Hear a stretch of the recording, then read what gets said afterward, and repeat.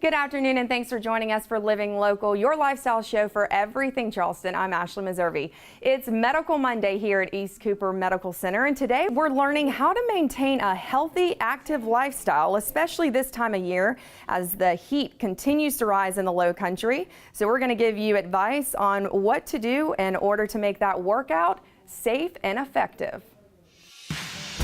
Medical Monday, sponsored by East Cooper Medical Center. Joining me now, Dr. David Geier. Thanks for having me here. Well, thank you. All right, we're talking today about adults. We've talked about kids before. We're talking about adults getting ready to, if they want to get in shape, and the summertime, they might have more time than they usually do. Talk about the process for starting that off.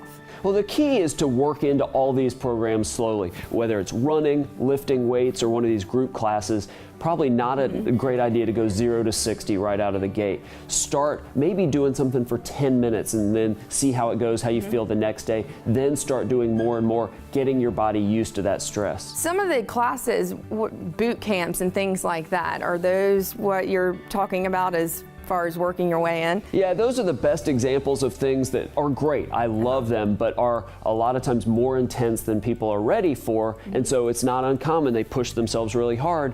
3 days, 4 days in, they're hurting. So yeah, those are great examples of maybe before the class starts, learn some of the movements and start doing them on your own, getting ready for that boot camp. And it seems like as far as physical activity goes for adults, it's always evolving. What are some of the classes that you may recommend, like Pilates or things like that? I like all of them because they each have their kind of own role. Big fan of yoga, big fan of Pilates. I like any program that involves some sort of strength training, even for women. I think that that's really helpful. Something, the flexibility like the yoga and Pilates, and then some cardio, be it high intensity interval training that's done in different ways, or more of our steady state cardio, running and biking and things like that. Okay, we're going to talk about flexibility because it's always been a problem for me. How important is it as far as not getting injured though? Oh, you and me both. I am so inflexible.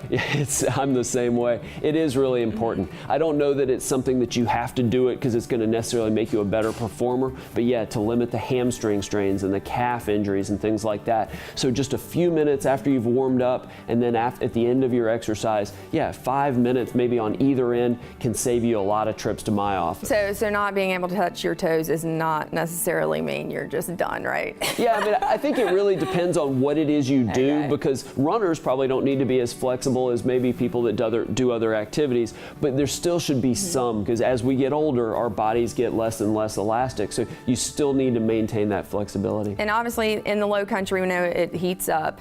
What's your advice for when people work out? I think the key is, to try to do it at times when it's not the 90 degrees and 80% humidity. So maybe earlier in the mornings, late at night. If you need to do a few workouts indoors because it's the middle of the day, so be it. And then maybe if you want to get outside, do it a little bit at a time and get your body ready. And maybe incorporate the kids as well. Yeah, absolutely. I think, we want kids when they become adults to exercise. The best way to do that is have them get to like it at an early age. So yeah, absolutely. Do it as a family. What about hydration? Oh, huge, especially here because it's so humid. The key is not just drinking water during exercise. It's to drink all throughout the day, little bits at a time, because by the time you feel thirsty, it's too late. What about the major issue you see or the most common injury you see in here as far as adults go? Yeah, in the nature of sports medicine, we're seeing bone and joint issues. So you're going to see, in my world, knee and shoulder injuries. So especially the boot camps and the group training programs, the weightlifting programs, and then obviously the contact sports. But it can really be any part of the body. And real quick, when should they come in? After how long something's aching or hurting? I mean, I think it's reasonable to give it a day or two, rest, stay off that activity, ice, anti-inflammatory, see how it goes. But if you can't do what you want to do as well as you want to do it, running on flat ground is okay, but running up hills really bothers you, something like that, go get it checked out. Perfect. Well, thank you so much. And of course, for more information, you can log on to their website at eastcoopersportsmedicine.com.